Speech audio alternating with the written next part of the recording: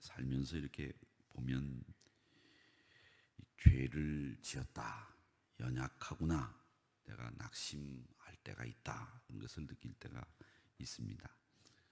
이 절망하고 낙심하는 마음은 마귀가 주는 마음이지 하나님이 주시는 마음은 아니에요. 낙심하거나 절망하는 마음은 항상 마귀 녀석이 우리에게 야, 너 그래봐야 소용없어. 그러니까 너 낙심해야 돼. 이렇게 시키는 마음이에요. 그렇기 때문에 우리가 낙심하지 않아야 되는 이유를 그럼 내가 왜 낙심하지 말아야 되느냐 이렇게 생각할 때 그 이유를 여러분 오늘 본문에서 찾으시기를 바랍니다. 오늘 본문에 보면 하나님께서 성령을 통해서 우리를 도와주시는데 우리로 하여금 기도하게 만들어 주시고 성령을 통해서 우리에게 능력을 주시고 성령의 도움을 받아서 하나님 앞에 나아갈 수 있도록 만들어 주시기 때문에 여러분 낙심하지 마셔야 됩니다. 성령이 오늘 뭐라고 말씀하시냐면 말할 수 없는 탄식으로 우리를 도우신다 이렇게 말씀을 하시고 있습니다. 오늘 본문에 보면 성령님이 하시는 것이 뭐냐 하면 제일 먼저는 우리의 연약함을 도우세요.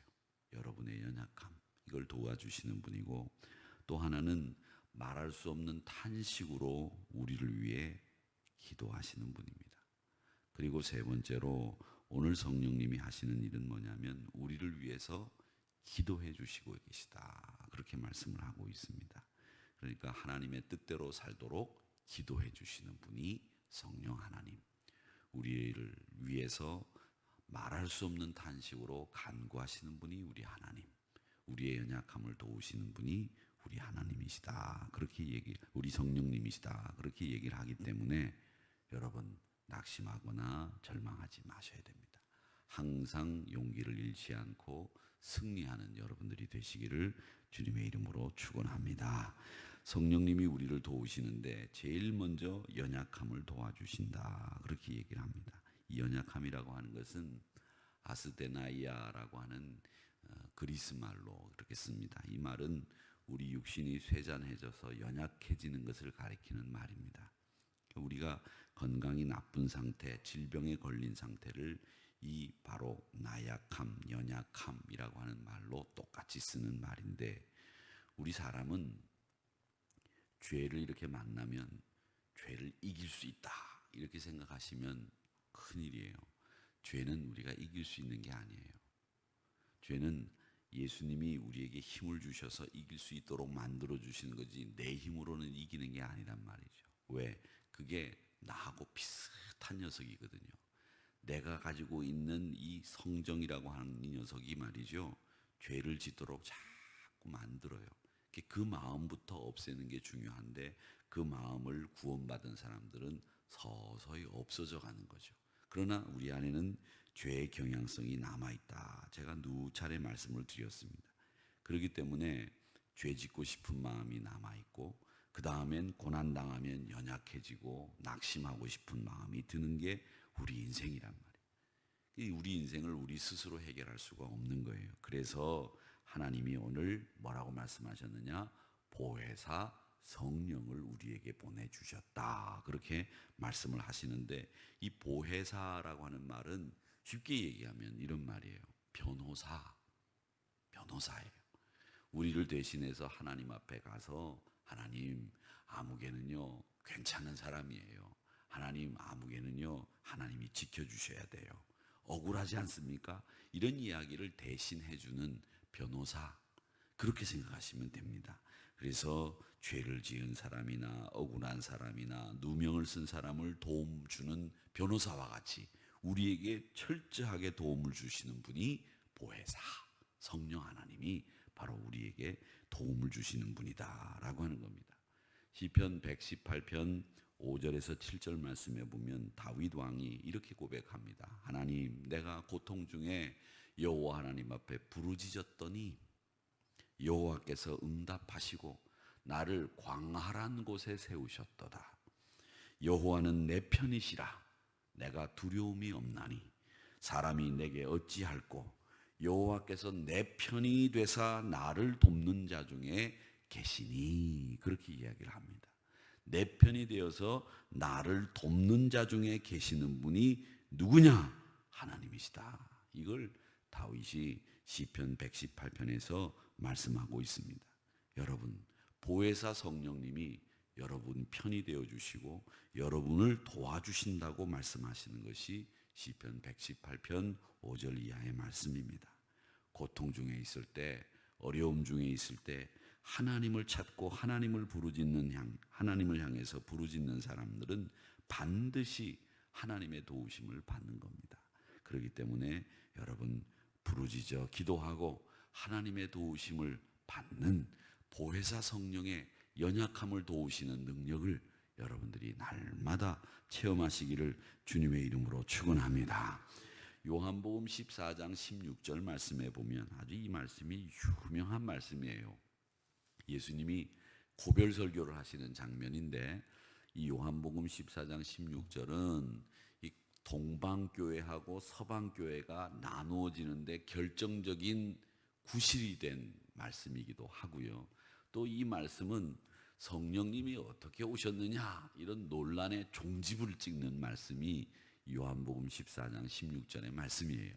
이 말씀에 보면 뭐라고 얘기했느냐? 내가 아버지께 구하겠으니 그가 또 다른 보혜사를 너희에게 주사. 이 보혜사라는 말은 뭐냐? 제가 말씀드렸죠. 너희에게 영원토록 함께 있지 아니할 것이냐 이렇게 얘기하면서 성령 하나님이 우리와 늘 함께 하시고 계시다라는 말씀을 약속해 주셨습니다. 누가? 예수님이 성령 하나님이 여러분과 늘 함께 하시도록 약속해 주셨다는 거예요. 그러니까 여러분, 이 보혜사 성령, 이 우리로 하여금 중보자 되시는 이 성령 하나님께서는 모든 것을 가르치시고 생각나게 하시고 인도하시고 우리의 연약함을 도와주신다라고 하는 것을 꼭 기억하시기를 주님의 이름으로 축원합니다. 그래서 우리 인생은 하나님의 도움을 받는데 보혜사 성령 하나님을 통해서 우리가 도움을 받고 그 하나님과 함께 동행하는 것, 그게 바로 우리가 가지고 있는 특권 중에 하나다라고 하는 것을 여러분 잊지 마시기를 축원합니다. 사람이 도움을 받을 땐 말이죠, 도움을 받아야 되잖아요. 안 그렇습니까? 나는 도움 안 받고 살 수 있어, 이렇게 생각하시는 분 안 됩니다. 그 생각은 틀린 생각이에요. 도움 안 받고 살 수 있는 사람이 없어요. 다 도움을 받고 살게 돼 있습니다. 남편의 도움이 필요할 때도 있고, 아내의 도움이 필요할 때도 있고, 조그마한 어린이가 나한테 도움을 줄 때도 있어요. 또 남 모르는 사람이 나에게 도움을 줄 때도 있다고요. 이 세상이에요. 그런데 내가 어느 누구의 도움도 안 받고 살 수 있다고 생각하면 그분은 잘못된 생각을 가지고 있는 거예요. 다 도움을 받게 돼 있단 말이죠. 혼자 사는 사람들은 불행한 사람들이에요. 혼자 산다는 말은 그 무슨 말이냐? 나 혼자 살 수 있다고 생각하는 사람들이 불행한 생각을 하는 거예요. 나는 저분의 도움을 받으며 살 수 있는데 저분은 나를 돕는 분이야. 얼마나 행복한 생각이에요. 그건 나쁜 생각 아니란 말이죠. 여러분, 그 가운데서도 성령 하나님이 나를 도우시는데 끊임없이 변함없이 늘 함께 하시면서 우리를 도우신다고 하는 이 말씀이 여러분에게 힘이 되시고 능력이 되시기를 주의 이름으로 축원합니다. 성령 하나님이 여러분이 연약하실 때 도와주십니다. 그걸 여러분 겸손하게 받아들이시고 하나님의 도우심을 받고 살아가시는 여러분들이 되시기를 주님의 이름으로 축원합니다. 시편 121편 말씀 여러분 아시죠? 나의 도움이 어디서 올꼬? 천지를 지으신 여호와에게서 온다. 그렇게 말씀을 하시지 않았습니까? 우리가 항상 하나님의 도우심을 받고 살아가는 여러분들이 되시기를 주님의 이름으로 축원합니다. 사람이 좀 살만하고 배울만하고 배워서 살게 되면 자기 혼자 잘나서 됐다 생각하기 쉽고, 또 높아지고 올라가게 되면 내가 하나님 없이도 살 수 있는 것처럼 생각될 때가 있습니다. 그런데 여러분, 결정적인 순간에 그게 틀렸다라고 하는 사인들이 옵니다. 여러분, 그렇기 때문에 그런 결정적인 사인이 오기 전에 우리 삶을 돌아보세요. 여러 가지 생각을 한번 해보세요. 내가 하나님의 도우심을 받지 않고 살아온 날이 몇 날이 있었나? 없습니다. 그러기에 우리가 항상 하나님께서 우리의 연약함을 도우신다고 하는 생각을 꼭 기억하시면서 우리를 돌아보고 우리를 지켜보면서 하나님의 도우심을 받는 저와 여러분이 되시기를 주님의 이름으로 축원합니다. 내가 강해져서 평강이 오는 게 아니에요. 내가 능력이 생겨서 평강이 오는 게 아니고요. 내가 연약할 때 하나님 의지하면 할수록 내 마음속에 평강이 더 커지는 거예요. 하나님 의지할수록 내가 참 내가 이만하면 됐다 평강이 오는 줄 아세요? 안 옵니다. 우리에게 평강이라고 하는 것은, 기쁨이라고 하는 것은, 삶의 의미라고 하는 것은 하나님의 도우심을 받는다고 하는 걸 깨닫는 순간 하나님을 의지하는 그 삶의 비율이 많아져 가는 순간에 평강이 온다는 거예요. 그러기에 하나님의 인도하심을 받고 하나님과 동행하시면서 도우시는 성령 하나님의 그 인도하심을 넉넉히 받으시기를 주님의 이름으로 축원합니다.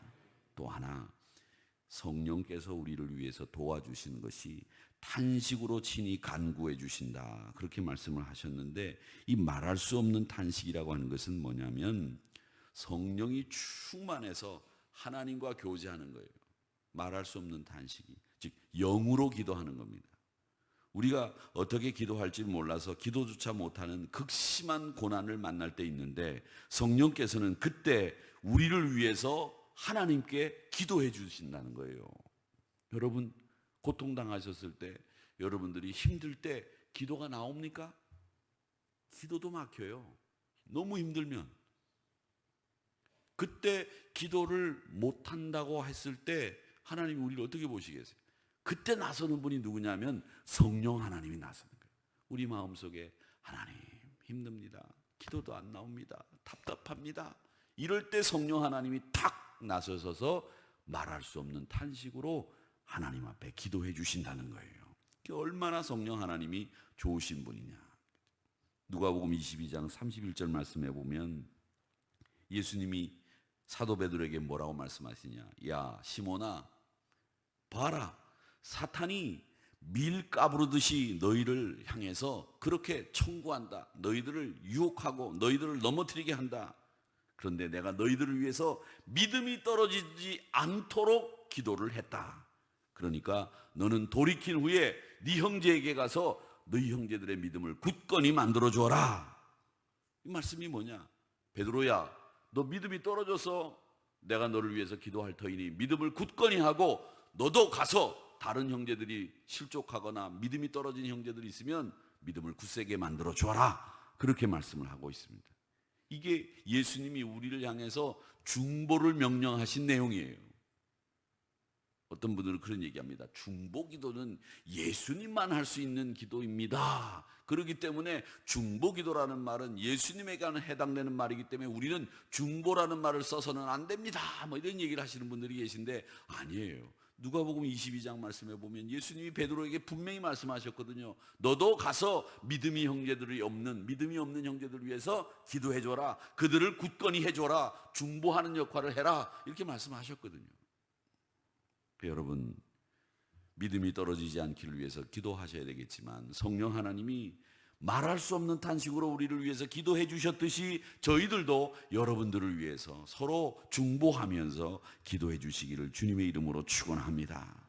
하나님, 우리 하누리교회 장로님들 굳은 믿음 가지고 열심히 사역하고 계시는데 도와주시옵소서. 우리 권사님들 기도하시는데 기도의 영을 더욱 뜨겁게 부어주셔서 우리 권사님들이 저희들을 위해서 기도하는 그 기도를 들어주시옵소서. 우리 집사님들이 말씀대로 순종하고 복받게 하여 주시옵소서. 그렇게 기도하셔야 돼요. 그게 성령 하나님이 말할 수 없는 탄식으로 우리를 도우신 사역입니다. 그러기에 자녀들을 위해서도 기도하시고 부모님들을 위해서도 기도하시고, 우리가 무슨 소식을 듣든지 성도들에 관련된 이야기를 들으면 기도하셔야 돼요. 기도하는 일이 제일 중요해요. 무슨 소식을 들으면 요즘에는 다 뭐 하느냐? 카톡해, 카톡. 카톡이 무슨 소용이 있어요? 문자가 무슨 소용이 있어요? 우리가 알고자 하는 정보 이외에는 그런 게 무슨 소용이 있어요? 누가 어떻다 얘기 들으면 기도하세요. 카톡하지 마시고. 그게 여러분들에게 신앙에 얼마나 큰 도움이 되셨습니까? 도움이 안 돼요. 전화한다고요?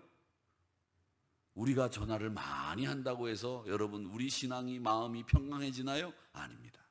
하나님이 말할 수 없는 탄식으로 우리를 위해서 기도하셨듯이 성령 하나님이 지금 기도하고 있듯이 우리가 먼저 하나님 앞에 기도하는 일이 우리에게 평강을 주는 일이고 우리가 정말 신앙 안에서 사는 모습을 보이는 거예요. 그런데 우리는 지금 그런 걸 다 잊어버리고 있어요. 다 놓쳤어. 안타까움을 가지고 기도해 주시기 바랍니다. 그게 중보하는 우리 성도들의 본래 모습이에요.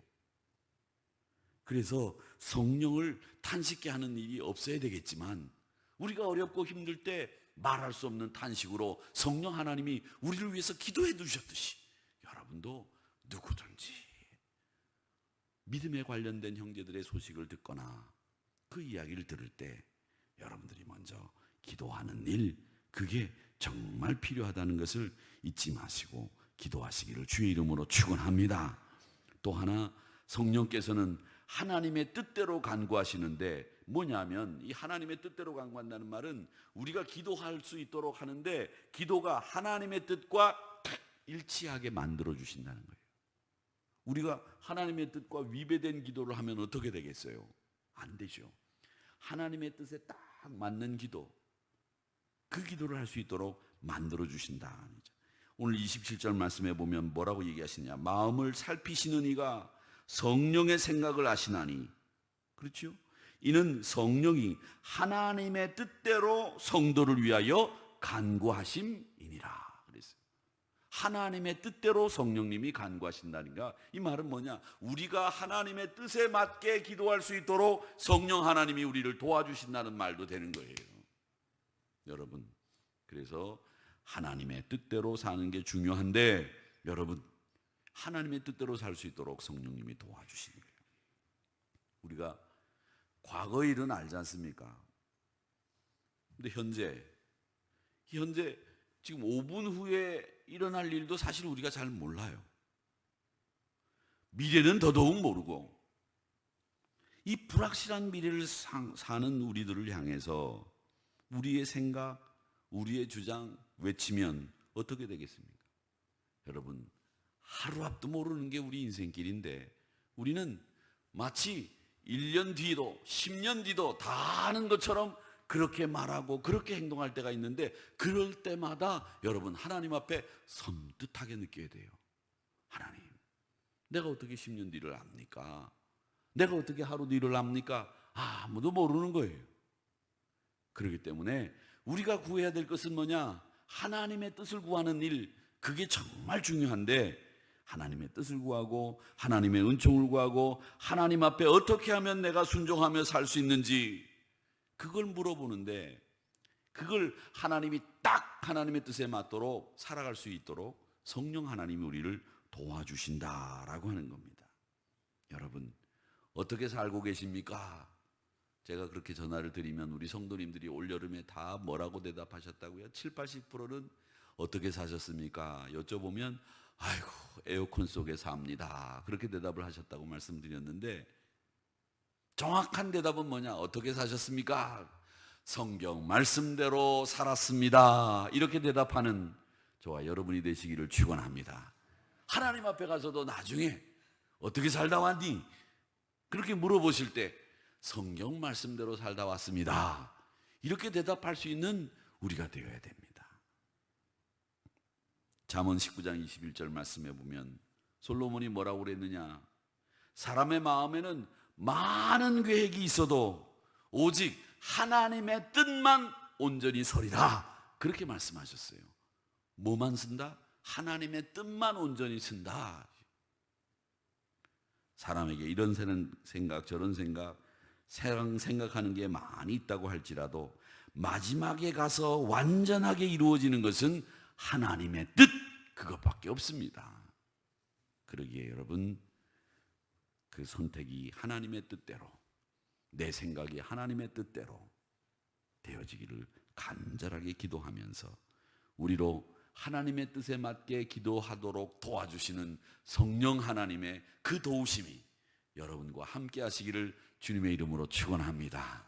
말할 수 없는 탄식으로 우리를 위해서 기도해 주시는 성령님의 도우심이 여러분과 함께 하시기를 축원합니다. 우리의 연약함을 도우시는 성령 하나님의 역사가 여러분과 함께 하시기를 주님의 이름으로 축원합니다. 아버지 하나님,